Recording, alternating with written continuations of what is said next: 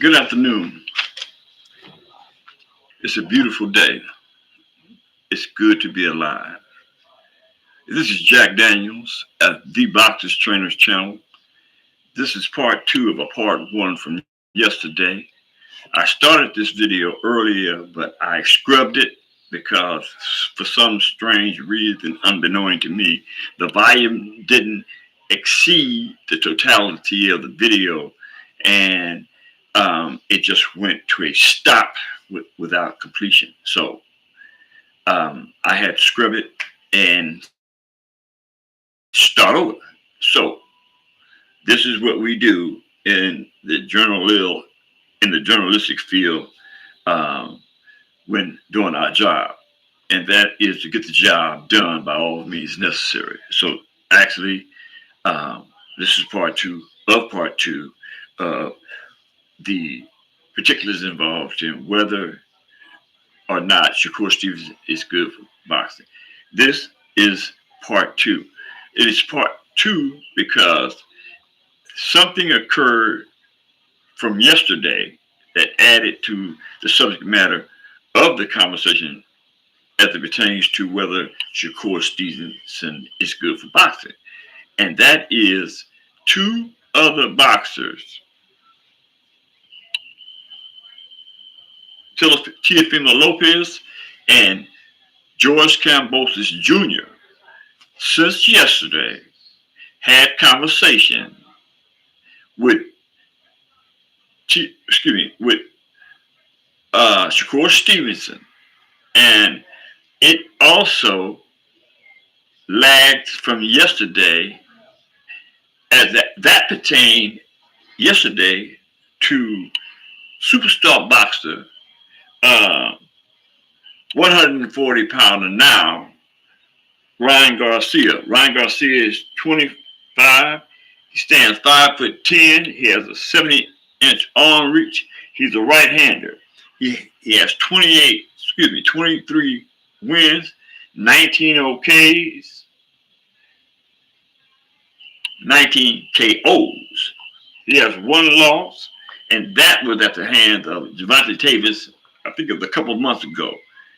And that was by stoppage. So he has one stoppage uh, and no draws, right?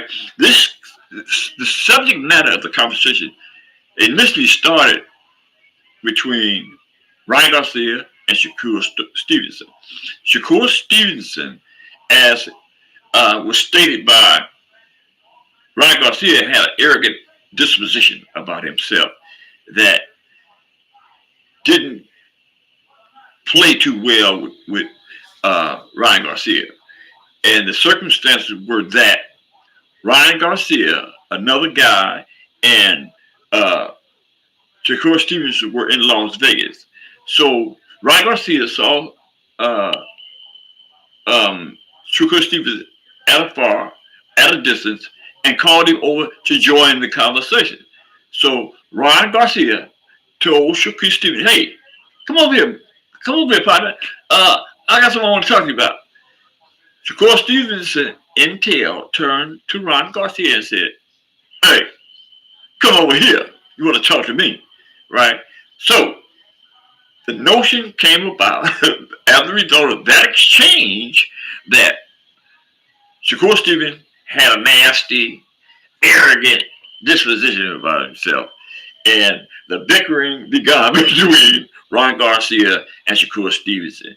It went on for a substantial amount of time, and it actually lagged on into today. This happened a couple of days ago, but I think they're still having verbal clashes in regards to that particular incident. Since then, however, Teofimo Lopez and Shakur Stevenson somehow came into contact with one another, and it was all bad, right? Uh, Teofimo Lopez and Shakur Stevenson, prior to this conversation of late, had a conversation, and it was cordial. They were, I guess, patting each other on the back in regards to their positions in the boxing scheme of things. But lately, that abruptly changed. They get into a conversation somehow. Oh, no, excuse me, not somehow. No, not somehow. Through Shakur Stevenson's original way of communicating with the world through Twitter, right? Shakur Stevenson said something and it offended uh, Teofimo Lopez. Teofimo Lopez is the WBC junior lightweight champion of the world. Teofimo Lopez is a superstar boxer in and of itself in every right.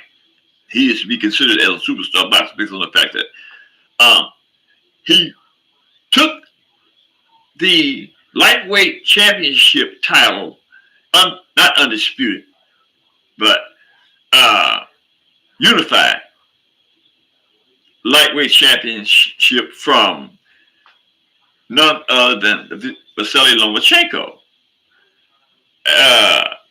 But prior to that, no, excuse me, after that, he ran into George Kambosos Jr. George Kambosos Jr., superstar boxer, excuse me, George Kambosos Jr., is 30 years of age. He's 5'9" with a 68-inch arm reach. He's a right-hander. He's 21 wins, 10 losses. No, excuse me, 10 knockouts, 2 losses, and both of those were at the hands of none other than Devin the Dream Haney. Devin the Dream Haney is also a superstar boxer in his own right. He deserves to be considered a superstar boxer. He went to Australia twice, not once, but twice, and pulverized George Kambosos Jr. and came out the undisputed lightweight champion of the world, the youngest of the four belt era. So, George Kambosos Jr. and Teofimo Lopez and Shakur Stevenson get into this three-way Twitter exchange. And Shakur Stevenson is attacking Teofimo Lopez and George Kambosos. But somehow through this exchange, George Kambosos came in to interrupt between Teofimo Lopez. Let me get this right this time. Teofimo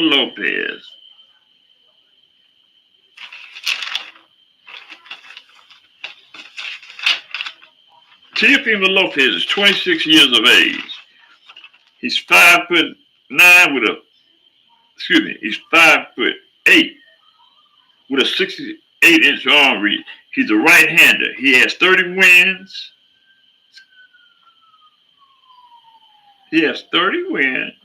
No, he don't. He has 19 wins. 13 by knockout, 1 loss to George Kambosos Jr. No stops and no draws. Right. Now, the exchange between Shakur Stevenson and Teofimo Lopez came at the hands of Shakur Stevenson saying that George Kambosos Jr. pulverized him. He beat him so bad that he had asthma when he left the ring and couldn't breathe. Now, to a certain degree, that's true. To a certain degree, it was noted that Teofimo Lopez almost lost his life in that fight. Now, I don't know the particulars involved in that and how it got to that point where they suggested that he almost lost his life. But George Kambosos was correct Shakur Stevenson was correct in making it in that statement, although it was sarcastically stated, right, to get Teofimo Lopez out of sorts. Anyway, they went back and forth until they got to the point where Shakur Stevenson started mentioning the gangster thing, right? Not uh, uh, Shakur Stevenson goes from one extreme to the next. At first, he was talking about the thing. Now he's talking about the gangster thing, and he's inadvertently pulling Teofimo Lopez into the gangster scenario type, if you will. So what I mean to say is that these so-called professionals keep getting it twisted in regards to who they really are. Now, Shakur Stevenson is actually all over the board when it comes to knowing what he is. He's actually a good professional boxer, but everything it seems to come into play when Shakur Stevenson attempts to explain who he is or make his point. He uses all these different people or all these different entities to describe who he is. And he shouldn't be doing that as a boxer because it confuses the public and it confuses the people that see him as a person that one would want to replicate. One would want to replicate and not a gangster or a thug that continuously comes out of his mouth. So my point in bringing this to the table is that we need to find a way to stop these professionals from describing themselves as boxers and gangsters and things of that nature, because that's not what they are, and it's a bad look on boxing, and it's a bad look to the youngsters who perceive them as mentors, and it's just a bad look, right? So with that in mind, we need to do something about it. So as a matter of fact, I want to give a shout out to Warrior Summer League 9966. He stated, after the question was whether Shakur Stevens was good for boxing, he stated, absolutely not. Slick American style of boxing is cancerous. I mean, he got a good point there. That stuff is contagious, right? You started here and end up over there. Hey, you got kids. No, I'm not gonna say you got kids. People over here talking about the gangster thing because he's been over there in his mouth talking about rubbish too, right? But these are selective people in the boxing community that have the audacity to disrespect the boxing game by alleging that there's something that they're not. Gangsters, thugs. We don't want to hear that. We don't want to talk about that. We want to say we want to look at y'all as positive people that engage in the sport for a living to please the people. You know what I mean? We don't want to look at you as these beings, thugs and gangsters, right? Look, first of all, neither one of you cats are gangsters or thugs. So stop it. Just stop it. I'm telling you this. Jack Daniels, I'm telling you to stop it because you're neither one of you. You know what I mean?